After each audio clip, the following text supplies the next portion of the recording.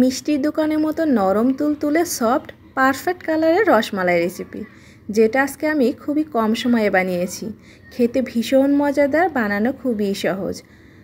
যারা খুবই কম সময়ে সহজ রেসিপিতে রসমালাই বানাতে চান, তারা চাইলে আজকের রেসিপিটি দেখে নিতে পারেন। এই রেসিপিতে যে কেউ সহজেই রসমালাই বানিয়ে নিতে পারবেন। রসমালাই বানানোর জন্য প্রথমে আমাদের ছানা বানাতে হবে। তার জন্য চুলায় একটি প্যানে আমি 2 লিটার পরিমাণ ফুল ক্রিম দুধ বসিয়ে দিয়েছি। এবার অপেক্ষা করছি দুধে একটা বলক আসা পর্যন্ত। দুধটাতে যখন খুব ভালোভাবে বলক চলে আসবে, ওই পর্যায়ে চুলাটাকে বন্ধ করে দিতে হবে। এবার একটি বাটিতে আমি নিয়েছি 3 টেবিল চামচ ভিনেগার আর 2 চা চামচ পরিমাণ পানি। খুব ভালোভাবে মিশিয়ে তারপর দুধের মধ্যে দিয়ে ছানা কাটিয়ে নিচ্ছি। একটু নাড়লে দেখা যাবে এটা খুব ভালোভাবে ছানা কেটে যাবে আর পানি আর ছানাটা খুব ভালোভাবে আলাদা হয়ে যাবে। এই ছোট ছোট টিপসগুলো অবশ্যই ফলো করতে হবে, তাহলে আপনার ছানাটা পারফেক্টভাবে হয়ে যাবে। এবার এই ছানা কাটানো দুধটাকে আমি একটি স্ট্রেনারে নিয়ে পানিটাকে ঝরিয়ে নিচ্ছি। এরপর এর উপরে ট্যাপের নর্মাল পানি দিয়ে ছানাটাকে আমি খুব ভালোভাবে ধুয়ে নিচ্ছি। এতে করে ভিনেগারের যে একটা স্মেল আছে সেটা আর থাকবে না। খুব ভালোভাবে পানি দিয়ে ধুয়ে নিয়ে এবার আমি একটি কাপড়ের মধ্যে এই ছানাটাকে নিয়ে নিচ্ছি। একটি কাপড়, সুতি কিংবা জর্জেট যে কোনো কাপড় নিতে পারেন।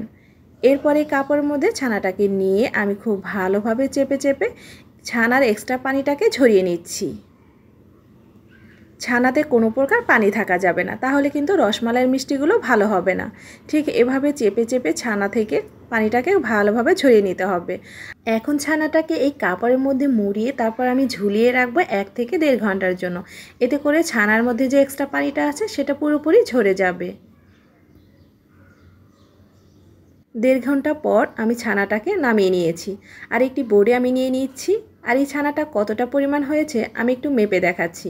একটি মেজারমেন্ট কাপের 1.5 কাপের মতো এই ছানাটা হবে। আমি 2 লিটার দুধে ছানা কাটিয়ে 1.5 কাপ ছানা পেয়েছি। আপনাদের কম বা বেশি হতে পারে। এবার এই ছানাটাকে আমি খুব ভালোভাবে হাত দিয়ে এভাবে ডলে ডলে মথে নিব। ছানাটা যতটা ভালোভাবে মথে নেবেন, আপনার মিষ্টিগুলোও কিন্তু ততটাই ভালো হবে। তাই চেষ্টা করবেন একটু ধৈর্য সহকারে সময় নিয়ে ছানাটাকে মথে নেওয়ার জন্য।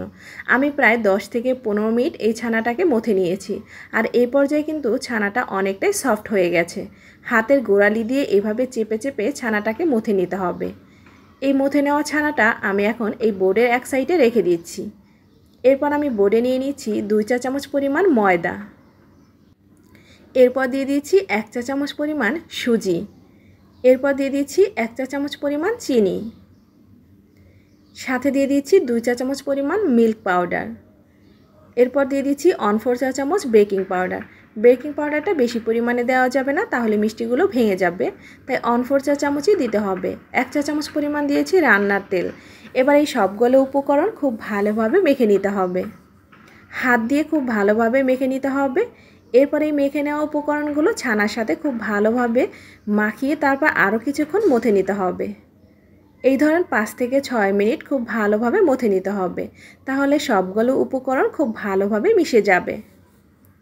তো আমি প্রায় 5 থেকে 6 মিনিট আরও খুব ভালোভাবে মথে নিয়েছি। এবার হাতটাকে আমি ক্লিন করে এখান থেকে অল্প একটু ডো নিয়ে তারপর আমি মিষ্টিগুলো বানিয়ে নিচ্ছি। প্রথমে এরকম গোল করে বানাচ্ছি, এবার হালকা একটু চেপে এরকম লম্বা করে দিয়েছি। আমি আজকে আমার পছন্দ মতো মিষ্টিগুলো বানাচ্ছি। আপনারা চাইলে কিন্তু আপনাদের পছন্দ মতো বানিয়ে নিতে পারেন। মিষ্টিগুলো কিন্তু আপনারা গোল করেও বানাতে পারেন। এবার শিরা তৈরি করে নিব। তার জন্য একটি প্যানে দিয়ে দিচ্ছি 2 কাপ পরিমাণ চিনি, সাথে দিয়ে দিচ্ছি 2 কাপ পরিমাণ পানি। এবার চুলাটাকে জ্বালিয়ে অনবরত নেড়ে চেড়ে এই চিনিটাকে গলিয়ে নিতে হবে আর একটা বলক আসা পর্যন্ত অপেক্ষা করতে হবে। শিরাতে যখন খুব ভালোভাবে বলক চলে আসবে আর চিনিটাও গলে যাবে, ওই পর্যায়ে আগে থেকে যে বানিয়ে রেখেছিলাম মিষ্টিগুলো সেগুলো দিয়ে দিচ্ছি। আর দেওয়ার সময় চুলাটার আঁচ একটু কমিয়ে রাখতে হবে।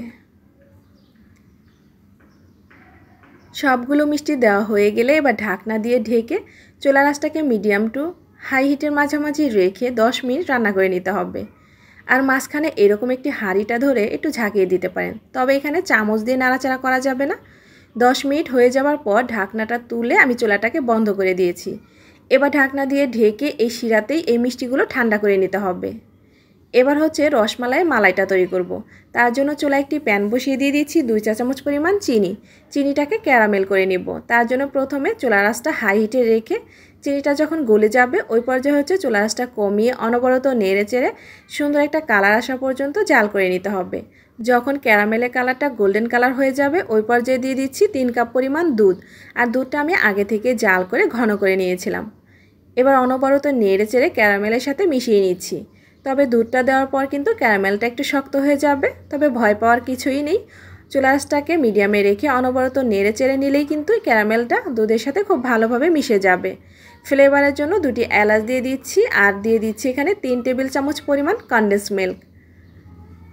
এবার নেড়ে চেড়ে খুব ভালোভাবে মিশিয়ে নিচ্ছি। কনডেন্স মিল্কের পরিবর্তে আপনারা চাইলে এখানে চিনিও ব্যবহার করতে পারেন। এবার অনবরত নেড়ে চেড়ে এই দুধে একটা বলক আসা পর্যন্ত অপেক্ষা করছি। তবে আমি কিন্তু দুধটা জাল করে ঘন করব না, আগে থেকেই দুধটা জাল করে ঘন করে নিয়েছি। এই পর্যায়ে বেশিক্ষণ জাল করে নেবার কোনো প্রয়োজন নেই। দুধে যখন একটা বলক চলে আসবে ওই পর্যায়ে হচ্ছে আমি মিষ্টিগুলো দিয়ে দিচ্ছি। আর এই পর্যায়ে কিন্তু মিষ্টিগুলো ঠান্ডা হয়ে গেছে, আমি শিরা থেকে তুলে দিয়ে দিচ্ছি। এবার একটু নেড়ে চেড়ে মিশিয়ে দিচ্ছি। চুলার আঁচটাকে মিডিয়ামে রেখে এবার হচ্ছে ঢাকনা দিয়ে ঢেকে আমি আরও 5 মিনিট রান্না করে নেব। তো 5 মিনিট রান্না করে নেওয়া হয়ে গিয়েছে। এবার আমি ঢাকনাটা তুলে নিচ্ছি। এ পর্যায়ে হচ্ছে আমাদের রসমালাই কিন্তু একদম রেডি। এ পর্যায়ে শুধু রসমালাইগুলো ঠান্ডা হতে দিতে হবে। আর বেশিক্ষণ মালাইয়ে রাখলে রসমালাই কিন্তু খেতে ভীষণ মজাদার হয়। আপনাদের হাতের কাছে সময় থাকলে সেক্ষেত্রে আরও বেশি সময় ধরে রেখে দিতে পারেন। তো রসমালাইটা ঠান্ডা হয়ে যাবার পর আমি সার্ভ করে নিচ্ছি। আর এটা দেখতে যেরকম লোভনীয় হয়েছিল, খেতেও কিন্তু ভীষণ মজাদার। এই রসমালাইটা আপনি ফ্রিজের নর্মাল চেম্বারে রেখে তারপর খেতে পারেন। এটা আরও অনেকটাই ঘন হয়ে যাবে আর খেতেও কিন্তু ভীষণ মজাদার হবে।